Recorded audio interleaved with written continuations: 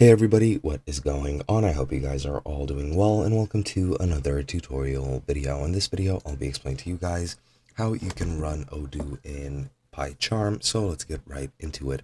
Now for this, I will be using this Stack Overflow answer simply for convenience and because I'm having trouble setting everything up. But these instructions are pretty much all that you need to set everything up.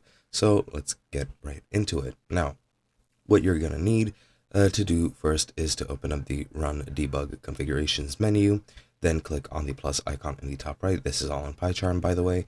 Then click on the menu item that's called Python. Then in the script path, you're going to need to enter the path to your odoo-bin script. Make sure that this is in a readily accessible folder and that there are no other permission problems with this folder and that you can access everything, and then just add it to the script path. Then in the parameters entry, you just need to enter command line options such as --dev, and that is only if you need any parameters or command line options.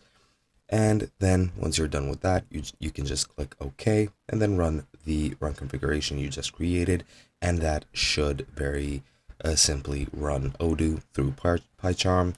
And that's pretty much all you have to do. There's really nothing else you need to do. I hope you guys enjoyed, and I'll be seeing you guys in another video.